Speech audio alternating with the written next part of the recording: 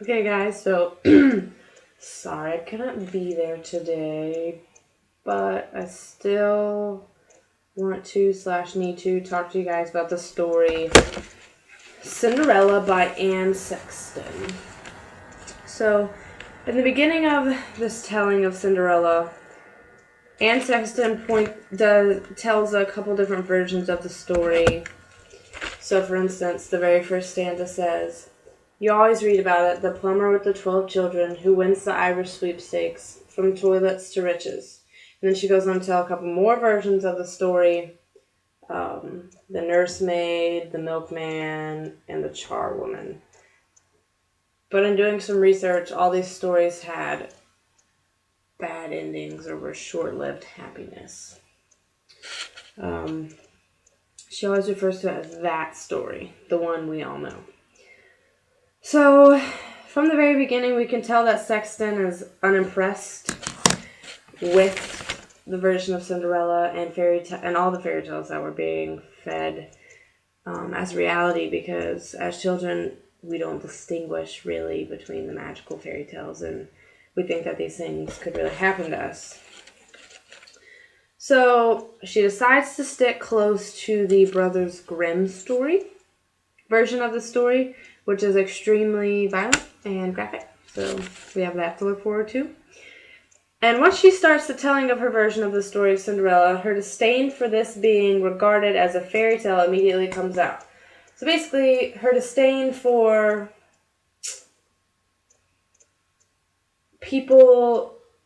children not understanding that this is a fairy tale, or not understanding what a fairy tale is, and distinguishing this as something that could truly happen even with all the magic, even though she cuts out most of the magic in this story. So, at the beginning of the story, the mother asks Cinderella to be good, to be devout, and then her mother will smile down on her from heaven.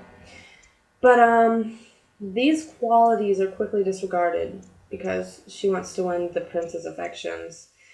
So, in the end of the story, we'll see where that gets her. Anne makes sure to point out how important the bird is. She literally says, let me pull it up.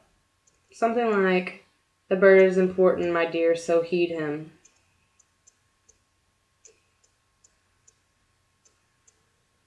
Yeah, I'm pretty sure that's literally what it says.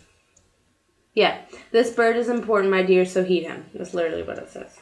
But then later she makes sure to mock the bird by saying that's a rather large, when he brings the jewels and the dress to her, that's a rather large package for a simple bird to be carrying. So she makes sure to point out the reality of what's really happening in the story. She also arranges the whole story so to highlight the reality of the magical things happening in the story. So, for example, she says it was a marriage market. She's talking about the ball, and she refers to it as a marriage market, which is so true, but you don't see that when you're younger. You see all these girls just getting pretty to go meet their possible prince and possibly live happy ever after and la-di-da-di-da. But what's really happening is they're conforming to what they think this prince is going to want so they can potentially marry them. So they're essentially auctioning themselves off and trying to make themselves the more important and better person so that this prince will choose them. She also makes a jab at the superficial aspect of the story. She talks about how the sisters wouldn't recognize her without the sisters and the stepmother wouldn't recognize her without the cinders on the face. But she doesn't distinguish, where's that? I can't find it. Okay. No, not it. I'm gonna find it. Okay. Her stepmother and sisters didn't recognize her without her cinder face, and the prince took her hand on the spot and danced with no other the whole day. Anne Sexton makes sure to not distinguish, like, she doesn't separate these sentences. Her stepmother and sisters wouldn't recognize her without her cinder face. She doesn't separate the ideas. So basically, I think what Anne Sexton is trying to say that Cinderella, in reality, would not have been good enough for this Prince Charming if she was dressed as the real Cinderella with her cinders on her face, because that wouldn't be good enough for a prince. But in a fairy tale, when the prince finds out, oh, that's truly good enough. And I think that's what Anne Sexton is trying to point out. Also, the prince, there's a plot twist in the story. The prince actually, the ball was like a 3-day long event, and the prince kept trying to figure out who Cinderella was, and she wouldn't tell him. So he put something on the stairs so her shoe gets stuck, and he has to figure out who she is by fitting the shoe to her foot. And I think this is kind of alluding to the fact that we are molded, and from the very beginning, people try to decide who we are for us. And I think that this whole, he made this fate happen, it wasn't just magic that her shoe fell off, or it wasn't just magic that her shoe fell off, but he made it to where he could figure out who he was, kind of takes away the magic and kind of gives the story a whole different element.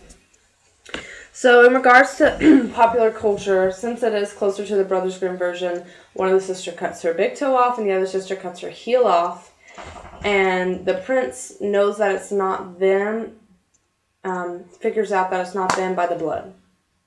Okay, that makes sense, right? Somebody's bleeding, there's probably something wrong with their foot, like maybe they cut a toe off to impress you. Anyways, I think it's showing how dedicated they are to the cause of impressing this prince and being everything that this prince wanted. And this kind of shows through in what we do. We will go so far as to completely change our body through plastic surgery to impress our Prince Charming, who we may or may not have met yet. Also, I think this poem alludes to something deeper. When we watch fairy tales or listen to music with a highly improbable storyline, we don't see the reality of what's happening in the darkness behind conforming to what a person really wants in you. For example, the Indian poem talks about how the prince and Cinderella have permanent smiles and are like little dolls in a plastic box forever. Like nothing bad ever happens to them. They're not going to have to work again. And I think Anne Sexton is trying to point out that this is so unachievable. And we're built up to these standards from the time we're children. It's like infiltrated into our minds that we can have this perfect life and everything's going to be okay all the time. We're never going to have to worry about anything. But we have to have our Prince Charming, and he is our end all. And he is the purpose of our life, to find our Prince Charming, because Cinderella's life sucked before she found Prince Charming, right? So Prince Charming made everything okay for her. So this leaves us unsatisfied. Thus, Anne Sexton is unsatisfied with the version of Cinderella that we're being told. And now, if Catherine hasn't spoken, I move it over to her.